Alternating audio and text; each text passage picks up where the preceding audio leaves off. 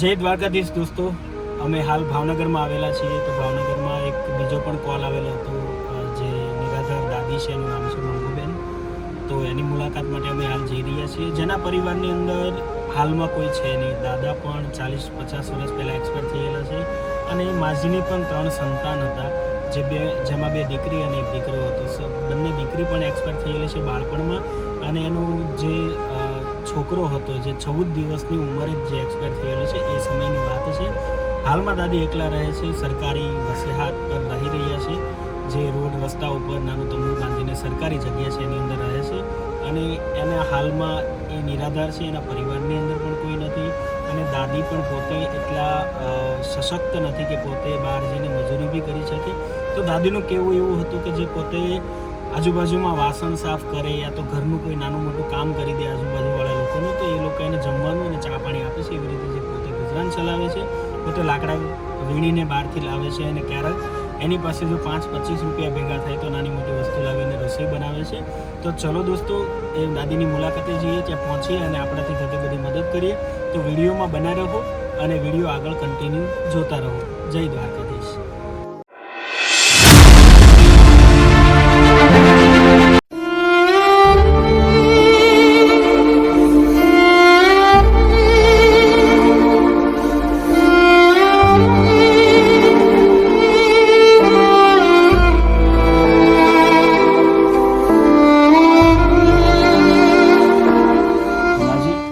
તમારું નામ શું છે? શું કરો છો માજી તમે હાલ? હું તમે આ જમવાનું કામ કરી ખાના સરકારી જગ્યામાં પડ્યા છે અને બીજું કોઈ રળવા વાળું નહીં, કામ કામ કરી ખાઈ કમાવાનું. માજી પરિવારમાં કોઈ નથી? કોઈ નથી. દાદા દાદા તો વયા ગયા 40 વર્ષ. તમારે સંતાનમાં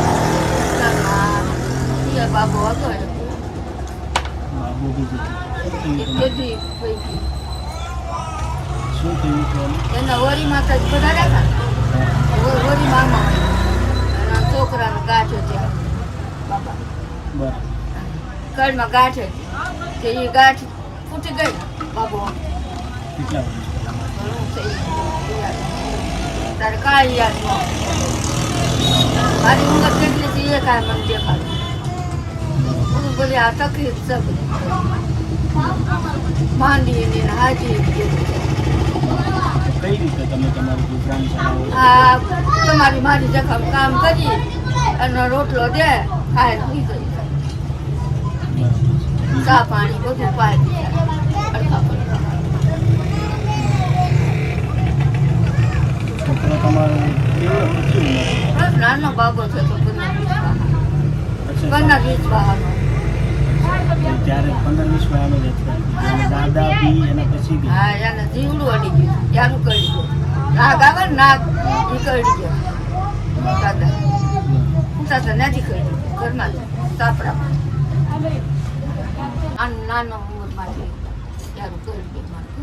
એક છોકરો તો એ ઓફ થઈ ગયો બાબુ. અમે શું સહાય કરી શકીએ? તમને દે આવે એ એમને સહાય કરો બાપા, સરકાર તો અને હારા પટક તમારા ભગવાનના ઉપરવાળા સહાય કરો, જે પાડો જે મળે એ તમને. અને એમ નથી કહેતા આ સરકારી જગ્યા છે તો પાડી જાય તો પછી અમારે ક્યાં જાવ? ના ના, ચોક્કસ ના છે. અમારાથી થશે ને તો અમે આમાં બી તમારી મદદરૂપ થઈ શકશો. મકાનની સુવિધા થશે તો ચોક્કસથી અમારે મકાનની સુવિધા બી કરી આપીશું. અમારા ચેરિટેબલ ટ્રસ્ટ તરફથી અમે તો માજી જે કહે છે પ્રમાણે અમે પણ હું પણ રામધામ ચેરિટેબલ ટ્રસ્ટ તરફથી પણ 2 હાથ જોડીને નમ્ર વિનંતી કરું છું લોકોને કે પ્લીઝ થોડા આગળ આવું અને આવા જે દુખિયારા લોકો હોય છે એની સેવામાં એક સ્ટેપ આપણે બી આગળ વધારીએ. તમે માજીએ જે પ્રમાણે કીધી, સરકારની જમીનની અંદર હાલમાં રહે છે, સરકારી જગ્યા છે. સારા પ્રતાપ સરકારના કે હાલ હજી સુધી એ માજીને કંઈ પ્રોબ્લેમ નથી, પણ માજી જે પ્રમાણે કહે છે કે સરકારમાંથી આ જગ્યા ખાલી કરાવો તેને ક્યાં જવું, એ બી એક મુશ્કેલી છે. કે માજી બી પોતે આજુબાજુમાં કચરા પોતા કે નાના મોટા કામ કરીને પોતાનું ગુજરાન ચલાવે છે. જમવાનું પણ પોતે જાતે ક્યારેક બનાવી લે છે, લાકડા વીણીને આવે છે, જે તમે આગળ વિડીયોમાં જોયું છે. તો અમારી એટલી નમ્ર વિનંતી છે કે લોકો આગળ આવો અને સેવા કરવા માટે આગળ આવો કે આવા નિરાધાર લોકોને આપણે સેવા કરી શકીએ. નિરાધાર લોકો માટે એક નાની ઝૂંપડી પણ બનાવી શકીએ.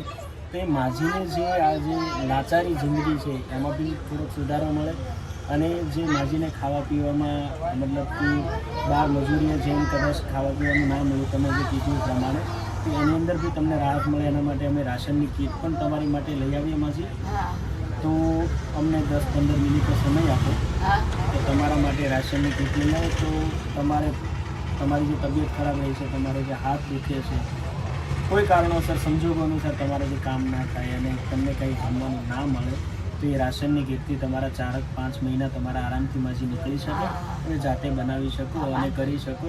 અને અમે એવું જ ઈચ્છીએ છીએ આ ઉંમરે તમે સેવા કરો છો, બહુ મોટી વાત છે, પણ આપણાથી થતી એટલી મદદ કરીએ કે આ ઉંમરે માજીની તબિયત ખરાબ હોય છતાં એને કામે જવું પડે છે. એટલીસ્ટ એની અંદર એક નાની અમથી રાહત મળી જાય ને તો બસ એટલી હૂંફ અમારા માટે બી બહુ છે.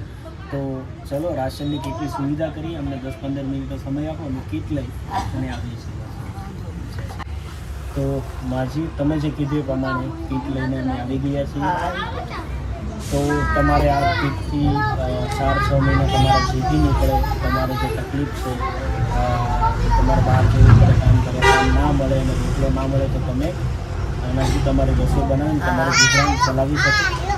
આ મને હાથ દુખે એક્સિડન્ટ થયું, 2 આંગળી વહી ગઈ મારી, 2 આંગળી બીજો ક્યાં વાગ્યું હતું? બીજા અહીંયા વાગ્યું. હાથ દુખવાનો બરાબર. માન આમ કરીને આમ કરું ને એટલે આખો દિવસ ચાલુ.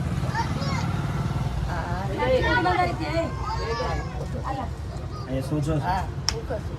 તો આની દવા લીધી છે માજી તમે? લીધી છે, 3 દાણ ચેક કરાવ્યો તો બોલી શું કહે છે ડૉક્ટર? એ કે મટી જાય. મટી હા જાય? મટી દવા જાય. લ્યો છો તમે? હા થોડીક જે 1-2 દાણ ચેક કરાવી જાવ ને તો તમને હાફ ફેર પડી જાય છે બહાર. દવા આપી તો હું એમ કરું. બરાબર છે. તો રામધામ ચેરિટેબલ ટ્રસ્ટ તરફથી તમને રાશનની કીટ પ્રોવાઈડ કરીએ છીએ. તો અમને લોકોને એવા આશીર્વાદ આપો અને કે અમે આવા સરસ અને સારા કામ કરતા રહીએ, તમારા જેવા નિરાધાર લોકોની સેવા પણ કરતા રહીએ અને એવા લોકો સુધી પહોંચીએ કે જે લોકોને હકીકતમાં જરૂર છે. તો અમને બસ આશીર્વાદ આપો માજી. બાર માતાજી ભોગરાના ઘરે બાપા માતાજી બે જાય રાજા ભાઈ છે અને બાપા હા બાપા